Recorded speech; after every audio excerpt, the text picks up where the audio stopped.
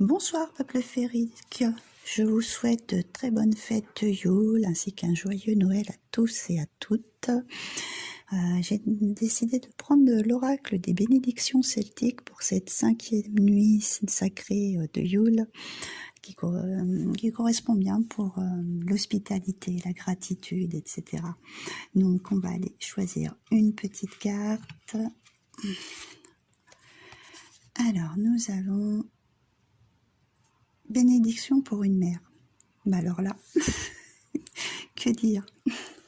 La première nuit de Yule, c'était on remerciait nos mères. Et en plus, vous voyez, il n'y a pas de hasard, c'est un chiffre 12. C'est juste incroyable.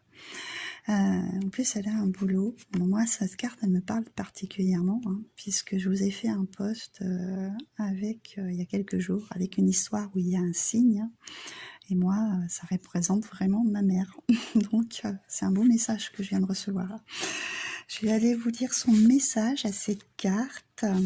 Alors, il est très long pour celle-ci, donc je vais peut-être pas arriver à tout vous lire.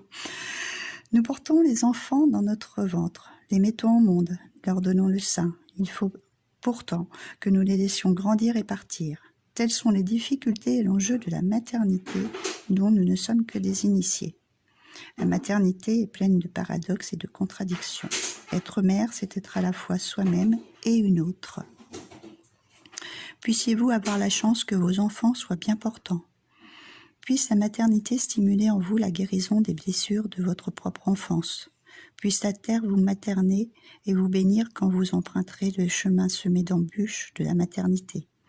Puisse votre matrice porter des enfants sains et leur naissance être l'initiation aussi bouleversante que ce saut entre deux mondes l'a toujours été. Puissiez-vous connaître la valeur de votre fertilité à la fois à travers la créature que vous avez contribué à mettre au monde et les leçons que vous avez tirées de cette expérience. Pardonnez-vous vos imperfections, car être mère, c'est une mission sacrée que personne ne nous a enseignée.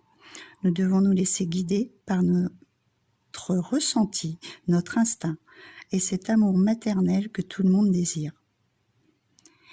Et quand vient le moment où l'enfant n'a plus besoin d'être porté, puisse-t-il venir vers vous et reconnaître tout ce que vous avez fait. Alors, dans la chaleur de son affection et de sa reconnaissance, puissiez-vous vieillir en sa compagnie dans la joie. Donc là, c'est en fait pour toutes les mères, pour celles que nous avons eues, pour la Terre Gaïa et pour les mères actuelles.